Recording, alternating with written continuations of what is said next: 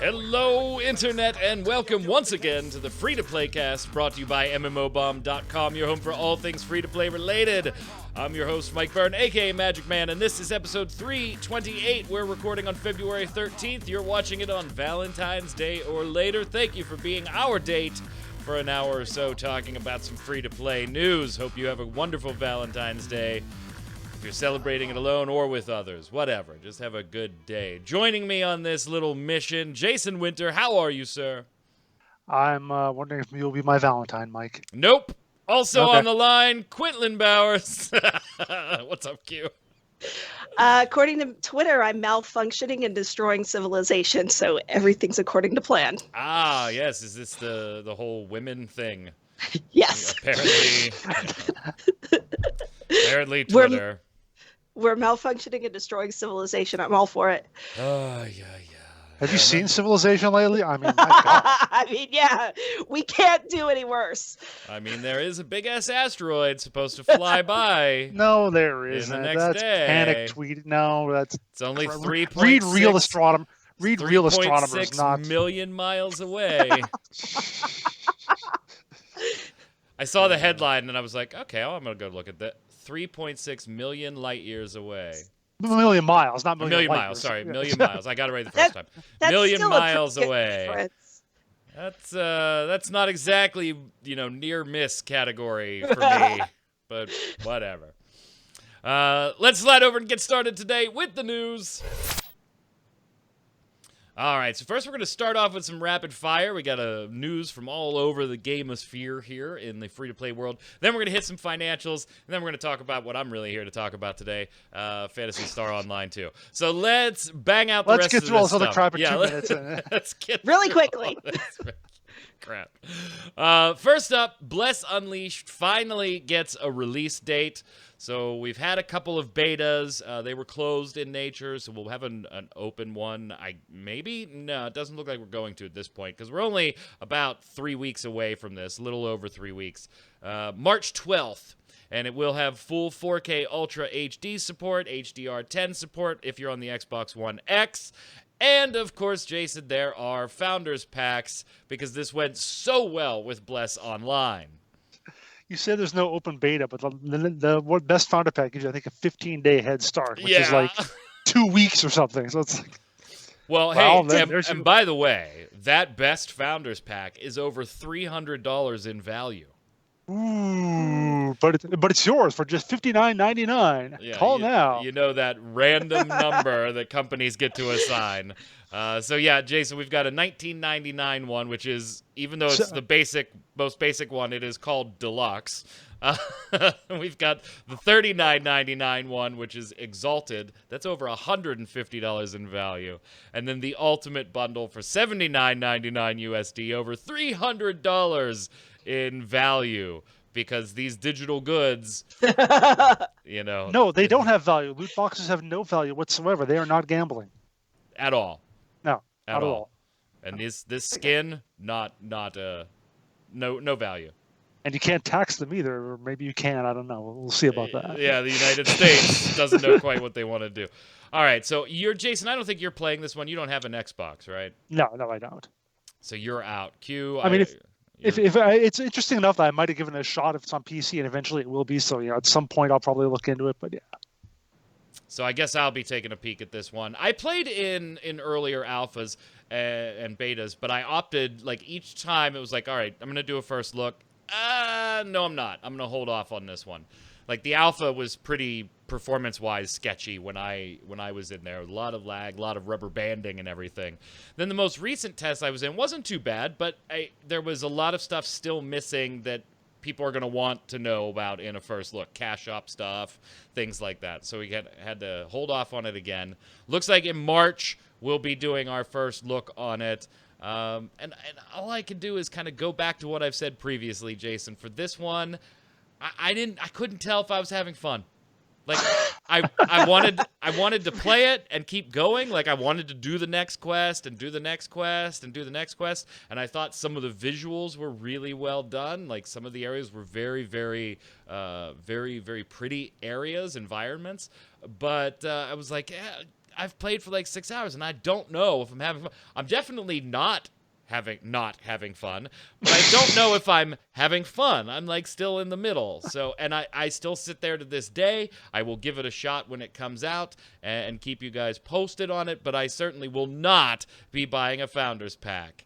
I learned my lesson on that one and got a refund on the old Bless Online one. So, fool me How once. have you not learned your lesson in buying Founders Pack like 5 years ago? Or you could shut up and we'll just go to the next story. Wow. Because I knew you were going to say that, because I did still feel burnt by Landmark. Well, That was Landmark so was harsh, the point. Mike. What? Landmark was the point where everybody started hating Founders Packs, right? Pretty much. What's that, Q? I said that was a little harsh. A little harsh? It's Valentine's Day, man. Love. Oh, Jason, you know I love you. Yeah. It's nothing but love.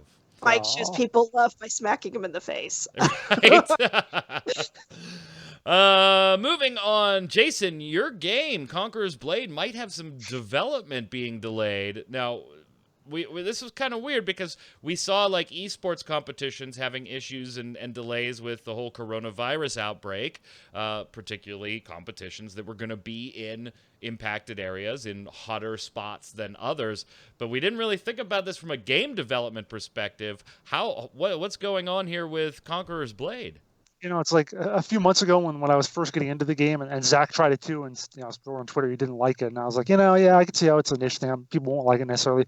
But this is kind of my little niche game that I hope actually survives. Unlike, I listed Nosgoth and Total War Arena. I was like, those shut down so soon. I hope this one sticks around. And this was not the reason I thought it might have issues. This was not in the realm of what I thought. But yeah, like you said, the coronavirus, of course, still doing its thing in China. And Booming Games is the developer who makes Conqueror's Blade. And they're located in China, in Hangzhou, actually. And they are having issues. As they say, they cannot necessarily get to their office all the time because of the restrictions in place and so on. So they are taking every necessary and required precaution to ensure the safety of its workers. Access to the Booming Games office is limited at this time, which results in delays to various upcoming game content releases. So we're getting to the end of like the second season. It's like week 8 of 10. Of course, supposed to be a third season after that, but that's going to be delayed now because they can't get to their office and do the work there. And another festival they got going on that's going to go on a little longer. So, yeah, a few things are being delayed because they just can't safely get to work. Q, this kind of begs the question, like, what other games are potentially going to be caught up in this a little bit, particularly with Tencent having their fingers in everything that has to do with video gaming in China, right? I mean, obviously, like you said, a portion of it's going to be the hot spots, like if they happen to be in hotspot areas where there's more quarantining and whatever going on. But it's one of those things where it's something I hadn't thought about. Oh, this is going to impact this. But the minute Jason said it to me, I was like, you know what? I'm not surprised. Yeah. I mean, it's not surprising that they would opt to, be like, you know what, just follow all these rules and stay home. And if stuff's delayed, it's delayed because nobody needs to be put at risk of catching it and, spreading it further just so a video game gets made. Yeah, obviously, I don't think anybody on this panel is going to say this is unacceptable, right? Stay home, take care of yourselves. We will live if season 3 or season 4 of whatever game is delayed a bit. Everybody will be much better off for it. Take care of yourselves and take care of your families. But yeah, Q, I'm kind of with you. It was when I saw the headline, I was like, oh, and then immediately went, oh yeah, that kind of makes sense. Yeah, I didn't foresee that was going to happen, but. Yeah, it makes sense that would happen. It's just one of those things you don't think about until it's right there in front of you. And then you're just like, oh, that makes complete sense. I don't know why it didn't occur to me before. It made sense to me in terms of like the esports events. You don't want to have 5,000, 10,000, 20,000 people grouped together where diseases can spread all over the place. You don't think of it as much with maybe a smaller office of however many people they have there. But I guess going out there and going where downtown or wherever where still a bunch of people grouped there, you don't necessarily want to get those people close-ish. Well, and you don't know what kind of building they're in either. Just because they might be a small team, they could be in, like a several-story office with a whole bunch of other businesses and stuff in there with them. So, that could easily make it worse. Moving on here, Guild Wars 2 is testing Swiss tournaments. Now, actually, did this launch today? I thought it was coming today. Yeah, yes, today. at noon Pacific. So it took like 15 minutes ago as we're Yeah, recording this. very, very recently. So, what the hell's a Swiss tournament in Guild Wars, Jason? What's the deal here? Well, before the tournaments in PvP have been like single elimination, which is, you get like 8 teams, and then they go to round of 4, round of 2, and you got a winner. That's how a typical like elimination tournament goes. With a Swiss tournament, you'll have teams face off against each other a few times, and then like the teams that come up with the best records will go on to some sort of playoff. It's a little like comparing it to like an actual like pro sports season. You play a regular season, then you do playoffs. So that's what it is. It's done so you can actually play a few games. You don't just get in and get eliminated right away. You're done. You can at least keep playing, try to come back even if you get an early loss, something like that. Does this help Guild Wars 2 PvP scene at all? Like, was this something they were asking, the players were just clamoring for? Like, it just kind of came out of nowhere for me as a Guild Wars 2 bystander. I know they've been talking about, I don't play structured PvP that much, didn't back in the day, but I know they were talking about wanting to have more options in tournaments. I think they had something a long time ago, then they totally revised PvP, and I think maybe they got rid of what they did before, so this is at least an attempt to do something more at the moment, which as we'll see later on, might not be enough. Right? Yeah, that's kind of where I was going with this, and, there's got to be something that happens on this front. Foreshadowing. Is this it? Yeah, we'll leave that tease right there. Q, our friends over at Cacao Games, the team behind Black Desert Online, one that you enjoy dabbling in occasionally, they have now acquired a controlling interest in XL Games. And if you don't remember that company's name, you probably remember the name ArcAge. So everybody is just buying everybody up. Soon we will be reporting on one company, Tencent. It's just eventually it'll just all be consolidated for us. And I did have to, thanks to a reader that commented on it, although there was language in your comment, so I could not approve the comment for viewing, but I did read your comment. The link that we quoted here for MMO culture was jumping to a different mobile story, not this story. I fixed it. It's all good. That's my bad. Yeah, it happens. It happens. So what does this mean, Q? Could we be seeing maybe global launches of stuff here now? I mean, possibly. What I'm curious about actually is how it affects the whole Gamigo thing. Like, yeah. Well, first, let's hope that XL Games was aware of this. The Jake Song knew. Yeah, Right. Because remember, with the Gamigo acquisition of Tryon assets, they were totally left in the dark there. I'm going to assume that they had some foreknowledge that they were going to be purchased or have a controlling stake purchased in it. It wasn't this wasn't a full buyout, right? Yeah, I think it's 53% was the number. Yeah, so just the controlling stake there. Anyway, go ahead, Q. Sorry to interrupt you there. That was funny. But I do think they were a little more directly involved in this one, Yeah, so hopefully probably. they were aware. But yeah, that was my first thought, is I wonder how it's going to affect the publishing of it and everything after, we went through all that trouble for the publishing to be, settled. But it'll just generally be interesting to see what they end up doing with it, or if they even bother with it beyond owning it and just kind of let it continue on as is so far. But Cacao Games is one of those companies that kind of came out of nowhere when you think about it. Like, I remember back, when Pearl Abyss was developing Black Desert Online, and they were looking for publishers, and there were like 2 or 3 publishers in the mix that, ended up backing out and everything, and then Cacao picks it up and publishes it there. And then just like we've heard bits and pieces of news throughout the last year and a half or so, Jason, that Cacao's making an acquisition here. They're going to be releasing these types of games in these areas, the whole new portfolio of other things. It's just they are getting very big, and it makes me go, wow, was Black Desert Online really that popular? Like, because now we know they're going to be in on what, Ascent Infinite Realm. or Air, and all kinds of Project W in Europe and North America. A lot of stuff coming out of Bluehole Studios that Kakao is going to pick up the publishing of. So they're getting very big, and I just can't figure out how. I clicked on the Kakao Games link just to look back at any other stories we had on site. And I forgot they were also one of the companies that was looking to purchase Nexon last year. Yeah. So they wanted to get even bigger. So yeah, I mean the thing is they don't, other than Black Desert, they don't really have a huge presence over here in the West. So that's part of it. That's part of why I think they seem a little subtle, still a little under the radar for us. That will change, of course, if Ascent Infinite Realm comes over and maybe does something or whatever else they do, or any of the other things they get in with this acquisition. Like they were talking about, MMO Culture thought that today's news meant the companies might be getting ready for a global launch of Moonlight Sculptor, which is a new mobile MMO they brought out in Korea. So it could be, they could still, over the next few years, become something we talk about a lot more. Speaking of the whole everything will be bought up by Tencent at some point, Q, Tencent did acquire a minority stake in Jaeger and free-to-play players. Oh, hold on. Can we go back for a second? I do think it's worth noting, since we were talking about XL Games and ArcAge, Jason, the huge drop-off in ArcAge players. Oh, yeah, right. Effective last November when, coincidentally, ArcAge Unchained came out. Yeah, let me pull up my Steam charts. Yeah, I noticed this the other day. It's like, so going by their monthly average players. Oh, shoot, not Unchained. I don't want Unchained. I want regular.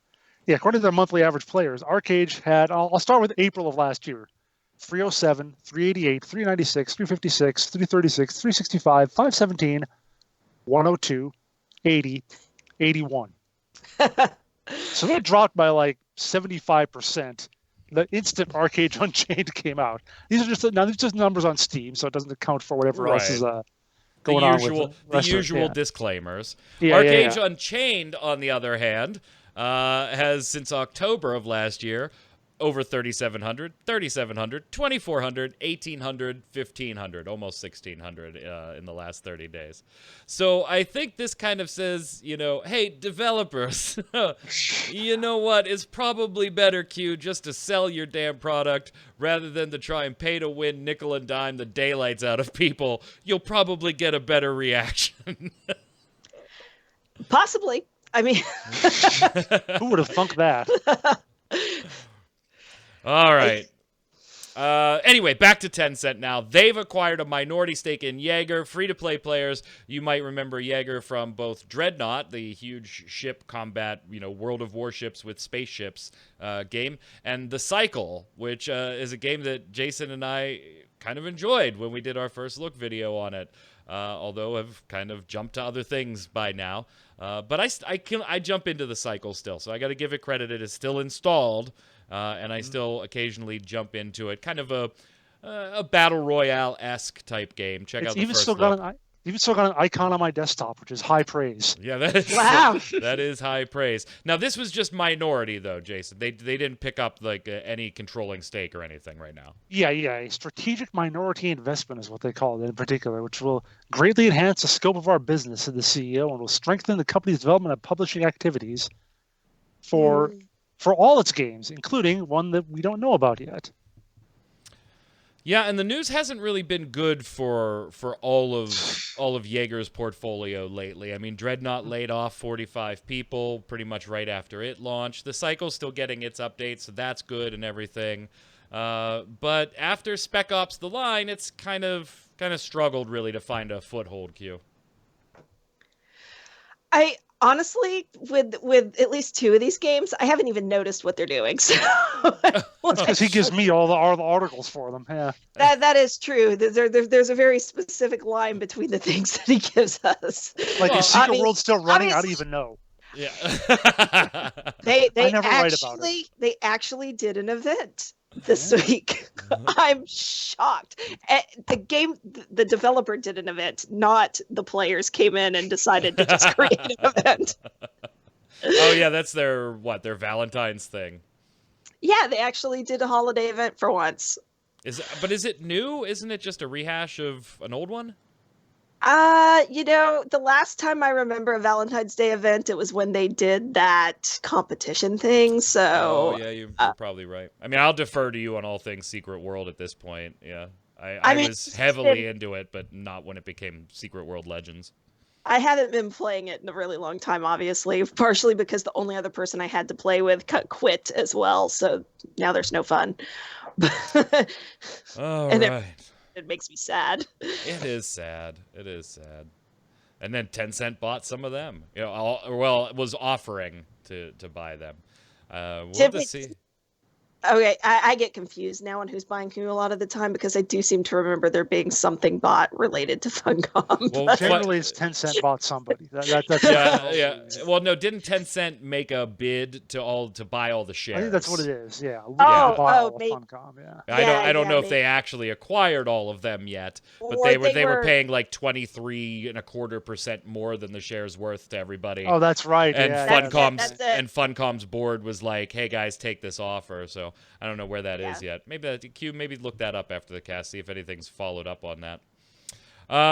Before we head over to some financials, Alan's Online, a game we almost never get a chance to talk about on this show. I've actually enjoyed some time in Alan's Online. Made a terrible video way back in my very early free-to-play video game days, where I made a judgment on whether the game was pay-to-win or not, and was vastly just incorrect. I gave it the not pay to win title. However, there was so much at Endgame, which I hadn't got to yet at the time of the video, that there was, a lot of feedback. You got this wrong. You got this wrong. You're an idiot. You don't know what you're talking about. And in that case, I was an idiot and didn't know what I was talking about.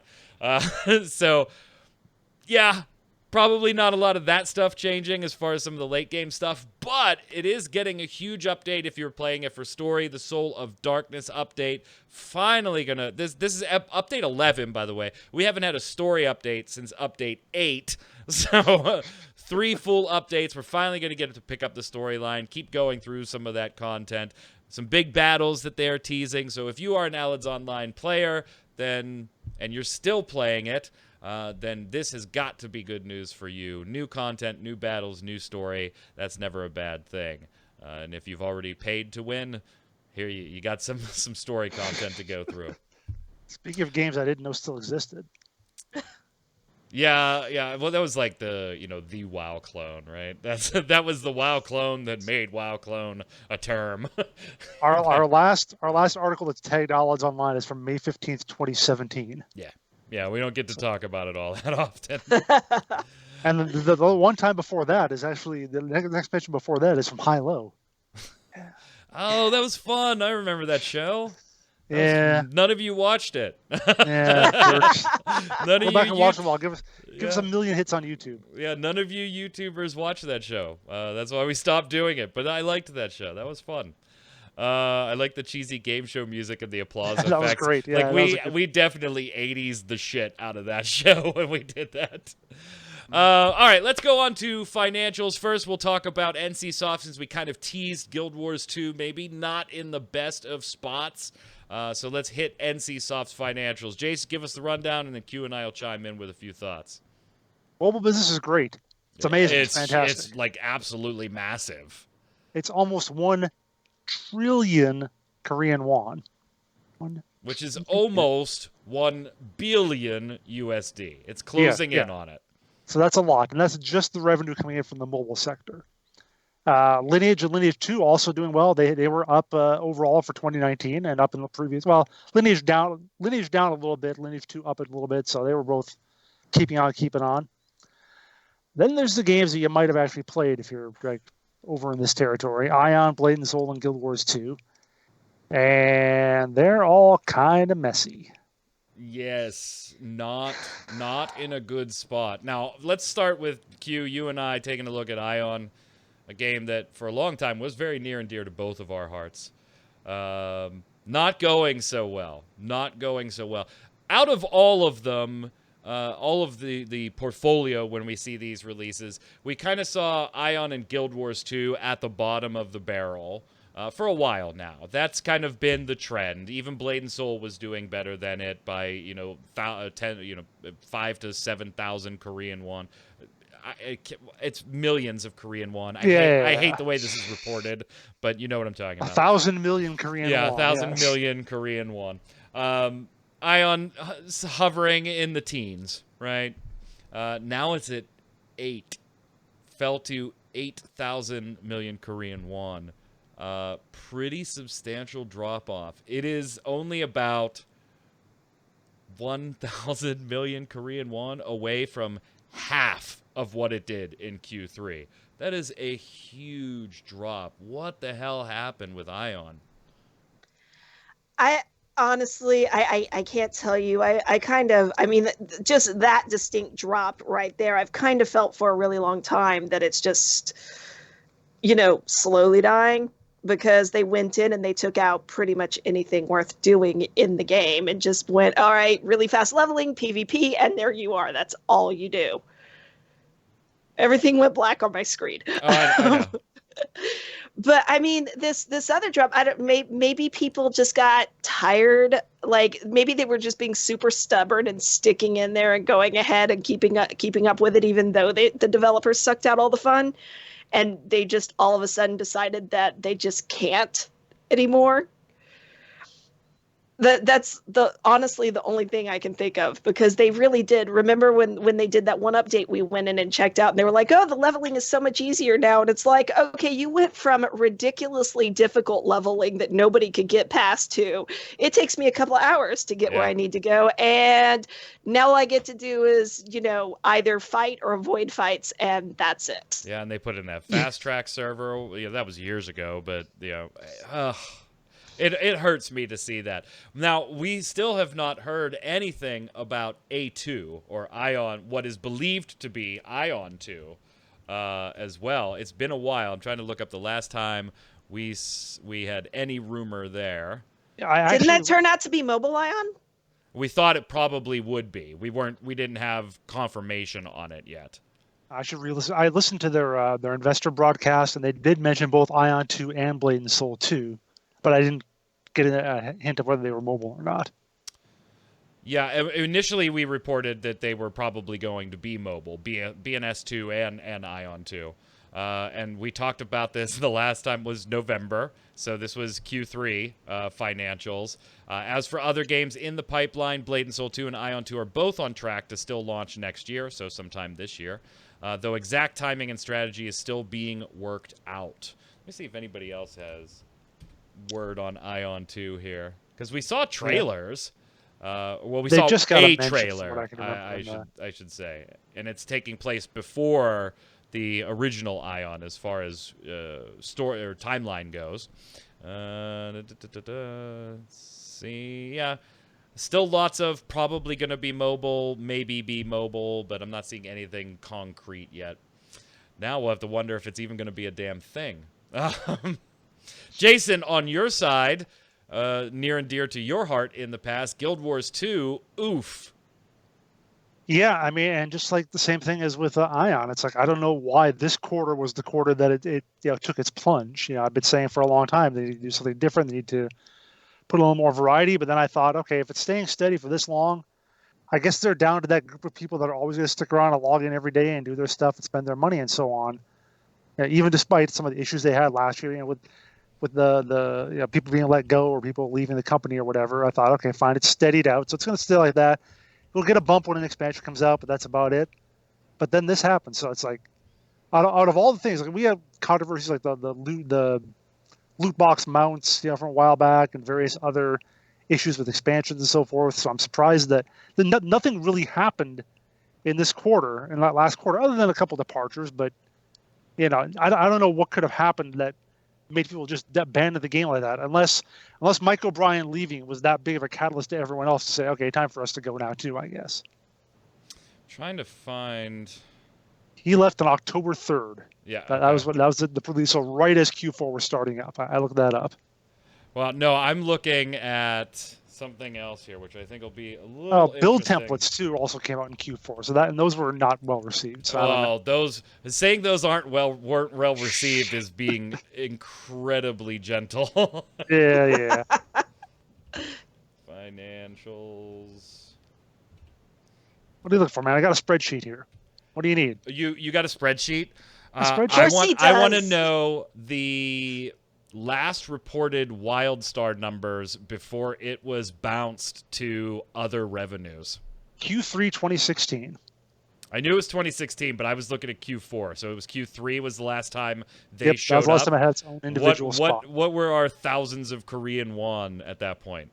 1,097. All right, so Ion still 7,000 above where WildStar was. If you Guild want Wars to, 2, 10,000 million Korean won higher. Blade and Soul did take a dive. It's still higher than Guild Wars 2. It's still higher than Ion, but it is now come out of the 20,000s and is now in the teens as well. So, Jason, I think your point that you made at the beginning was everything that you may know about and play in the West did not have a great fourth quarter. I don't think we're in any danger of any of these closing anytime soon yet. I don't think we're anywhere near WildStar happening, but it is a little concerning if you enjoy any of these games because NCSoft does have the City of Heroes track record, right? It's profitable, but not profitable enough. City of Heroes was at 28.55 before it got not talked about. Guild Wars 1 was 12.77. Tabula Rasa was 17.56.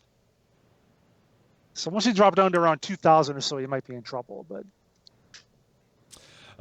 moving on, we got Nexon financials too, and on this side, Nexon had a pretty strong fourth quarter, and that's not to say that NCSoft didn't. Their mobile was huge. Their mobile quarter was huge, but Nexon had a pretty solid fourth quarter across the board. Down here, up here, evens out, little up here. It was pretty steady, looking pretty good, Jason. Well, they were really big in Korea. Yeah, that was well, where and they were. that's always their demographic. Sure. And that's due in part, of course, to the games they have there, the Maple Story and Dungeon and Fighter. Yep. And they also run FIFA Online 4 over there apparently. So, and they had a new game coming out, a mobile MMORPG, again a mobile RPG called V4, which apparently did really well. But yeah, it was pretty good in Korea. Not as great like everywhere else, but enough to make up for the shortcomings in other places. And they're kind of, this is the part that I find astounding, and maybe it's just a cultural thing. They're like really leaning on Kart Rider to do really well because they're the remake of Kart Rider Drift, which we played and opted not to do a first look because there was nothing in that game. There was like 3 characters, 9 tracks, no cash shop, there was nothing for us to show off in there. Besides a little bit of customization, pick a couple from a couple different tires. They are really putting a lot on that game, hoping it does well. And apparently, in the East, it does pretty well, Jason. You've got some big numbers here. Half the Korean population and 45% of Taiwan's population have played Kart Rider. Q, that's just amazing to me. Well, we've always said that there's like extreme differences in Western gamers and, Asian gamers. And as long as they're happy, what does it matter? I mean, they definitely look for different things in games than we do. So. Half of Korea's population has played Kart Rider. That's just. Now, let me see. The question is, though, half has played it, but how many have actually stuck with it? Well, nobody ever tells that. We have 20 million people who play our game, but only 300 play. Right, so, I mean... Whatever. Even so, just imagine if half the people in even World of Warcraft has had, 200 million or so people worldwide to play it, just over about half the U.S. population. Imagine if half of the U.S. population had played it. Yeah, even that's not on that level. Yeah, so. It's a stunning number to me. And obviously Korean, Taiwan populations, very, very different from something like, China or, India. Or, get half of China playing your game. Right. I mean, obviously, by comparison, population sizes are small and distributed. But still, I think if you told me half the population of any country in the world had played Kart Rider, I would be stunned. Maybe not the Vatican. Maybe not the Vatican. Right. No, I'd be even more stunned if you told me half of Vatican City had played Kart Rider. Remember when it was PUBG Mobile or whatever, when they were saying here are all the countries it's available in, including the Vatican? And it's like, I just imagine the Pope going out there and airdropping in and shooting headshot people. Oh, my. So little down in our neck of the woods, but overall, Nexon pretty strong Q4. So good job to them, and we'll be getting you a first look at Kart Rider Drift as soon as it releases. Before we slide over to the bombs today, I want to talk a little bit about the Phantasy Star Online 2 closed beta. For those of you that care, so for the 2 people that are like me, I'm going to address this for you. Although, hey, Jason, you would be happy, or you would be impressed. If you look, their Twitter following from before the beta was like the week and a half to 2 weeks before the beta started, had like 6,000 Twitter followers. It's now up to like 23,000 Twitter followers over the span of a week and a half, 2 weeks. So it's catching on. It's 23,000, baby. It only took 8 years, but it's finally catching on. Yeah, so the closed beta was on the Xbox One only, not on the PC, although it will eventually launch on PC, and it will be cross-platform, so no worries there. But the beta was Xbox One only. I tried it out on both the Xbox One and my Xbox One X. Obviously, the Xbox One X looked a hell of a lot better for an 8-year-old game. There was some polish there. There's some options as far as HUD scaling if you're going to be playing in 4K too, so it was nice to see that type of stuff. It was only like a day and a half long, and it really was not catered to East Coast at all. And I'm on the East Coast. It was catered to West Coast times. So when the beta was supposed to start Friday evening, 8 o'clock in the evening, my time, and was delayed, this really started to suck. It didn't come up to like 1:45 in the morning, my time, Saturday morning. To be fair, the team did then extend it. They shut it down on Sunday for maintenance for like 12 hours or so. Then they brought it back up for an additional 7 hours that were originally not planned to be part of beta. So they did kind of, do their best to make up for it. And Jason, their excuse was they got slammed. The numbers that they expected were not the numbers they got, and they got hurt server-wise, which is exactly what this type of test is for, right? These short little, let's just jam everybody in there for 2 days and see what happens. Okay, it crashed. Now we got some good data. Put it back up. Glad to see it happen now. I enjoyed the hell out of the beta. I want to get back in there. I want to hear an open beta announcement. All we still know is that it's launching in spring of this year, so any time from March 23rd on. But I absolutely loved it. It was a blast. I wrote a little review. It's not a review because there's not a lot to review. Little review. You can check Is it it out. the first part of his story time with Mike? Hey, man, stop giving me some shit. I was telling him hey, I'm going to go delete that then. Yeah, I'm going to go take it out of there. You guys give me shit. Some reader gave me shit about it, too. There's a section in there that's a personal story that says my personal history with PSO. And it just explains why I kind of have an affinity for this game, in addition to just enjoying the game. If you don't care about personal stories, just fucking skip the section. I didn't use puns. It's plenty long, even without that. Don't worry. Yeah. It is true. I did not put puns in my headers so that I left my headers very clean and direct. We didn't joke around or have fun with them so that, hey, we're going to talk about graphics and dubbing and performance. We're going to talk about loot loops and the gameplay. If you don't want to hear my personal story, skip the damn thing and go to what you wanted to see. I even added a disclaimer to that if you don't care about this. That got way more of a reaction than I expected. Yeah, somebody commented on it that was like, you told me to get over myself and all this shit. I just came here for the review, and you need okay, then skip the section clearly marked in an editorial piece. My personal history with PSO. I was just teasing. I wasn't angry about it. Oh, and it wasn't just me, by the skip way. it. It was you writers need to get over yourselves. So I guess at least I'm a writer, so that's cool. But yeah, Jason, have you seen anything that makes you even remotely interested in this game with me? Because I actually think there are aspects of it that you would enjoy. I don't think there's anybody who can be as interested as you are.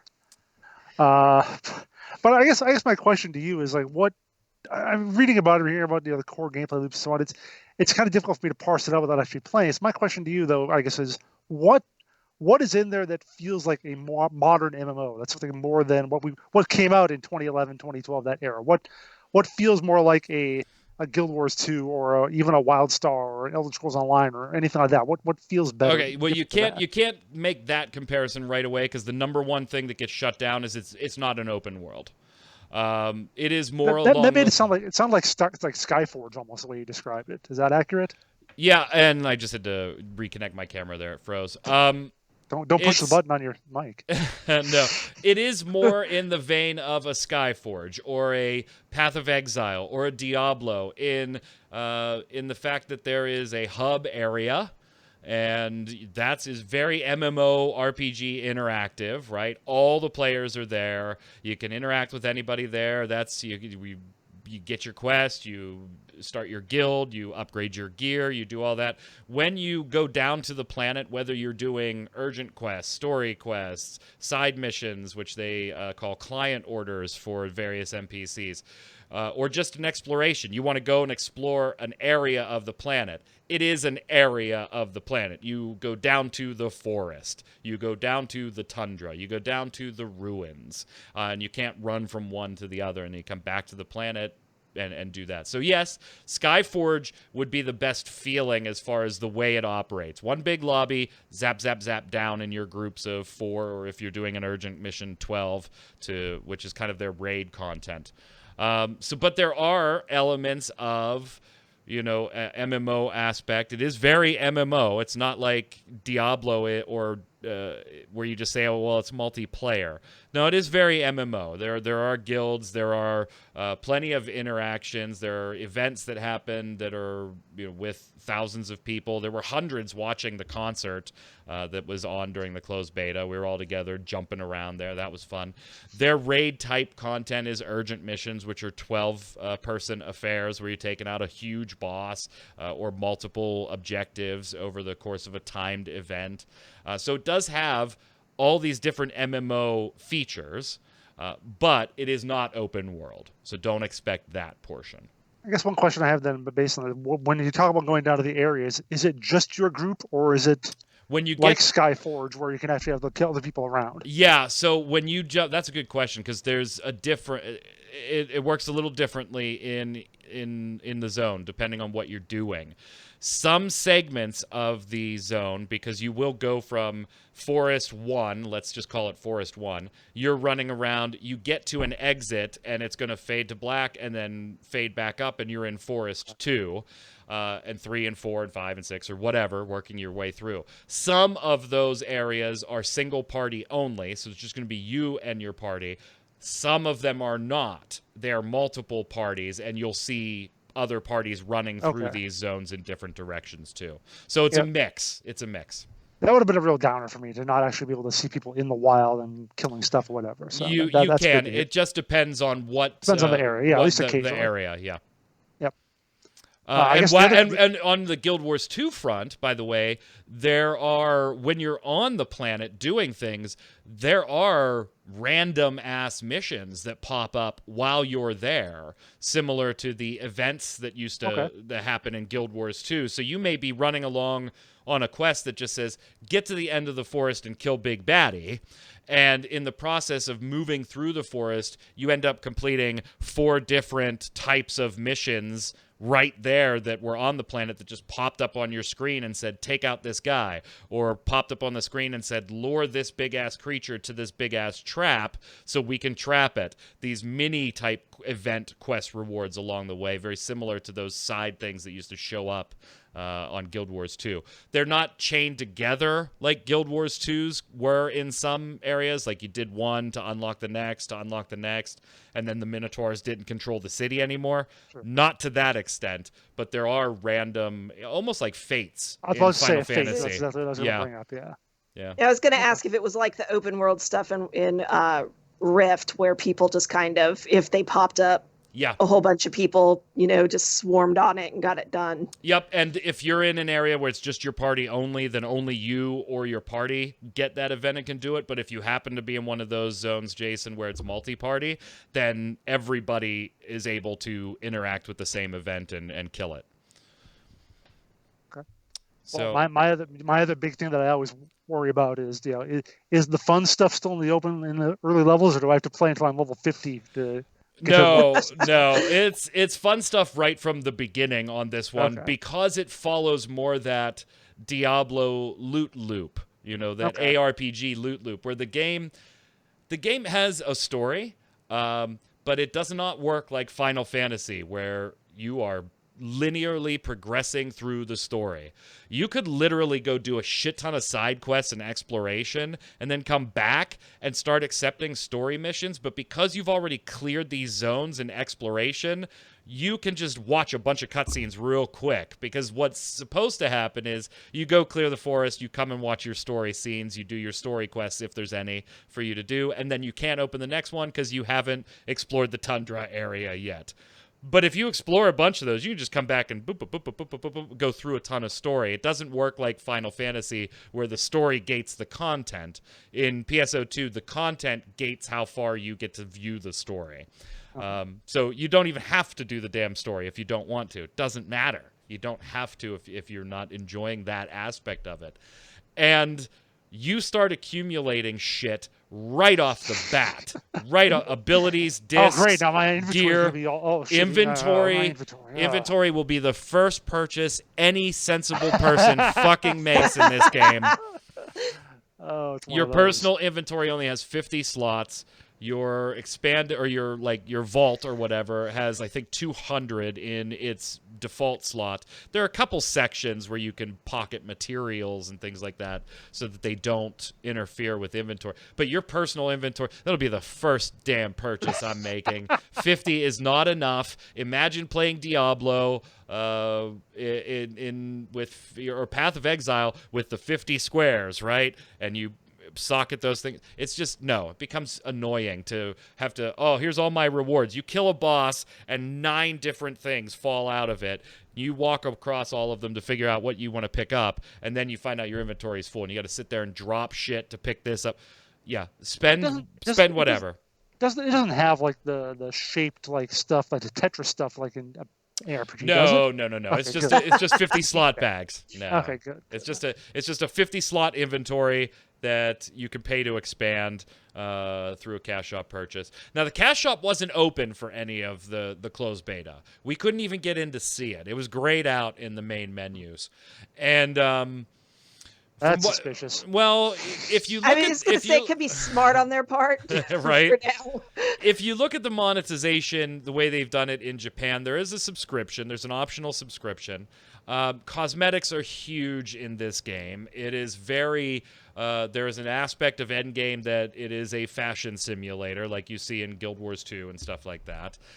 So that is a huge part of the game. Boosts are everywhere. I mean, eventually I'm assuming you'll be able to buy them in the cash shop. But Jesus, the way the closed beta threw them at you, I didn't even use any. I just kept stacking them in my personal inventory, and I had like 30 experience times 50% boosts, and experience 75, experience 100, meseta, the cash, meseta, I don't know how you pronounce it.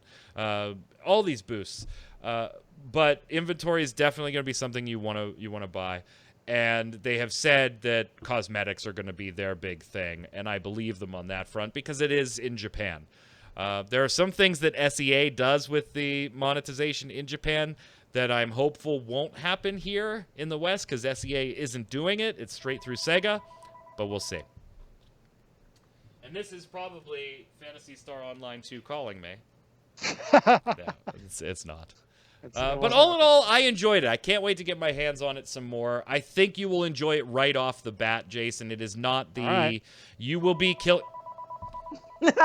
Phantasy Star Online really wants to talk to you. You will be They're upset. You will be killing big baddies from minute 1. It is action combat, by the way. It is not tab target for those of you that... You do get a little bit of an aim assist with the controller, but if you are way off target, you are totally going to miss with abilities and things like that. So you will be killing big-ass bosses right from the beginning. I enjoy it. But I like that loot cycle in Diablo and stuff like that, too, where I could do the same thing a bajillion times because I want to make my weapon plus 50 instead of plus 49. If you don't like that, this probably isn't the game for you. This segment's sponsored by Fantasy Star Online. Right, don't I wish? No, it's not. Don't It's I not. wish? It They're is paying not. It us. is not. That was one episode last week, and Yes. somebody, of course, commented on it. I gave it a dislike because there was an ad. Oh, for God's sake. Sorry. Gotta pay the bills. Let's slide over and get started with the weekly bombs. If I can find the bump. There it is. Go ahead, Q. I'm giving a half-hearted bomb to there actually being a Secret World Legends event. Wait, why is it half-hearted? Because, I mean, it's kind of not much of an event, but at least it's something. But it's hearted. It's Valentine's thing. It's all hearted. Well, there's a love testing machine in the Brawl thing, and yeah, that's pretty much it. Jason.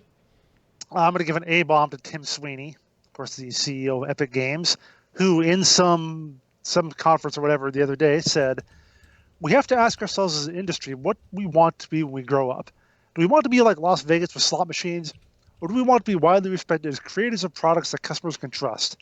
I think we will see more and more publishers move away from loot boxes. Fortnite, of course, has loot boxes.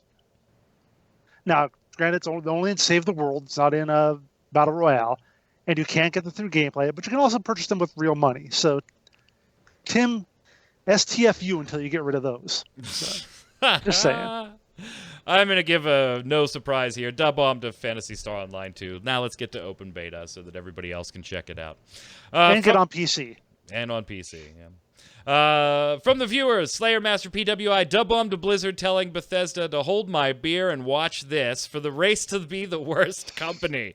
They saw an opportunity for bad PR and pretty much went in balls deep. Also hope you had a great birthday, Jason. Yes, congratulations. Thank you, Slayer Master. Congratulations. I had a burger. Yeah, tasty. There you go. Go ahead, Q.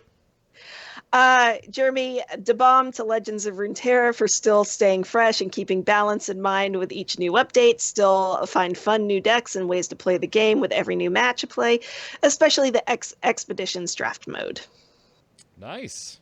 Jason. Jason. Yeah, me. Jason. Yeah. To call $23.99. First of all, I haven't seen you for a while. To call, good to have you back. Welcome back.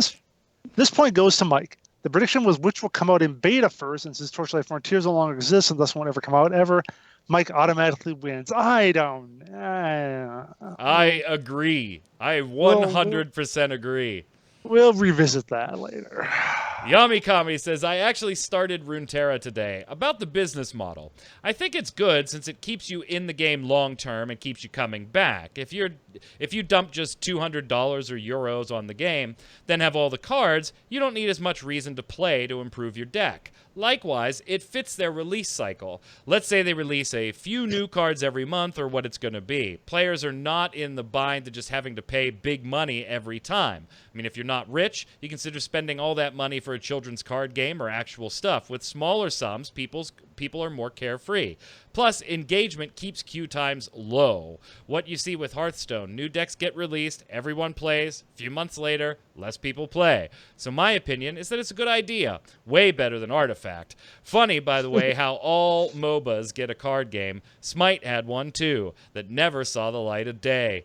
Magic should have made a MOBA instead of a Diablo game. It's hard to argue with some of those points there. Go ahead, Q. We could talk about how bad Artifact was, but oh my god, hand to the gods. Yeah. Look at the Steam numbers on that someday. Sneery. I like the name. The Magic Man thing is so cringe. I have no idea what they're talking about. I don't know. I think maybe they're talking What did you about do? my name just being Magic Man. I'm a magician, man. I mean, He literally is. like I literally am. He is. Every time he's on a cast, he makes our viewers disappear. Oh, Oh! zing! Oh, happy Valentine's Day, Jason. Hey, that's revenge. That's revenge for the crap you gave me earlier. We're so harsh. Fair so enough. mean. Fair enough. All right. Are you more? Question of the week last week: are you more or less likely to play Torchlight 3 now that it has shifted gears back to its roots of more a single-player / multiplayer affair? Why?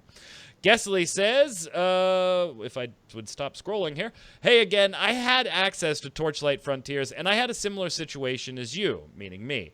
It felt boring a few hours in. and combat did not feel impactful enough for me. If I get access to Torchlight 3 and I can see how the game has changed or improved, then I can decide to get the game or not. You should have gotten access if you were in the Torchlight Frontiers Alpha. But to pay money to see that, no thank you. As we discussed before, there are a few games coming out in the same genre, so I don't feel I really lose anything here. P.S. Hey, Michael, I have a birthday in February as well, the 9th to be exact, and I'm turning 30 this year. Happy birthday to you, a few days late. Mine was yesterday, I turned 39, so let's celebrate being an Aquarius. Yay! Yay, Aquarius forever. Go ahead, Q. Well, okay. Jeremy, question of the week. We'll definitely give Torchlight 3.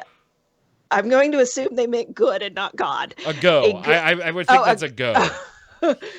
Okay. Okay, well, yeah, that makes way more sense now. We'll definitely give Torchlight 3 a go. Loved 1 and 2 because of how much replayability there was with the mods and the like. Hoping there's mod support planned for 3 eventually. Also hated how crummy the leveling felt being restricted to zones. Cube World does that to an even worse extent.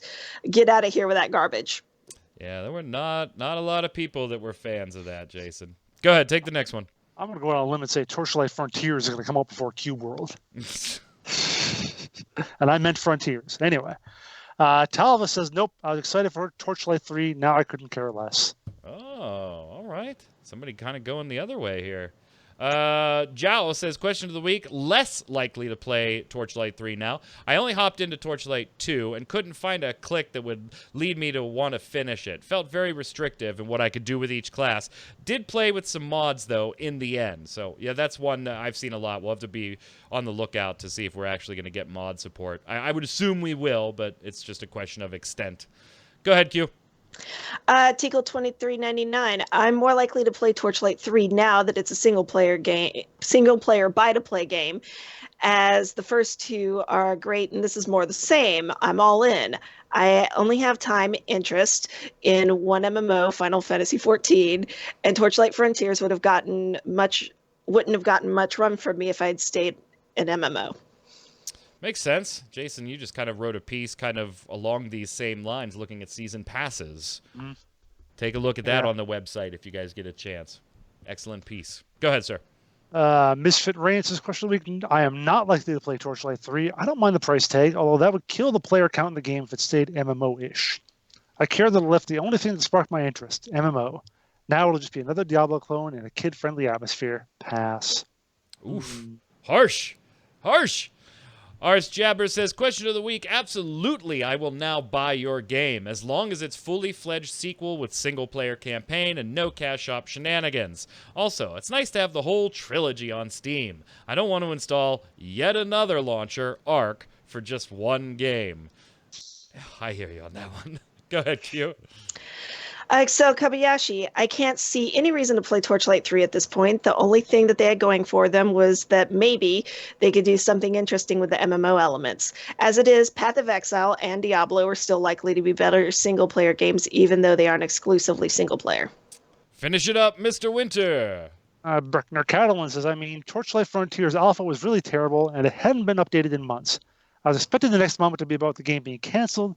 This is the only way for the game to actually have a chance to be average to good. And on Steam, it can reach about 100,000 times more players. Lol. Screw Arc. Uninstalled the second I heard about this. They have to feel the same way, too, because, if it's exclusive on Steam, so they must know, God, Arc sucks, guys. I think it's interesting. We do a lot of questions of the week, and they tend to skew one way or the other with a few outliers. This one was all over the place. Yeah. So we'll keep an eye on it. Question of the week this week, given the financials, what could Guild Wars 2 do or announce that would get you back tomorrow? That would get you playing tomorrow? What could they do over at ArenaNet? Let us know in the comments below. While you're there, don't forget to give us your weekly bombs. Bomb for something good, A-bomb for something bad in the world of gaming, or your question for the panel. We'll be sure to read it on next week's show. Until then, Q, where can everybody find you? Hanging out on Twitter at Quinlan. Mr. Winter. on Twitter at Winter Informal, streaming at twitch.tv/JasonWinter, where I guess I'm just a full-time Conqueror's Blade streamer now because I can't stop playing it. There you go.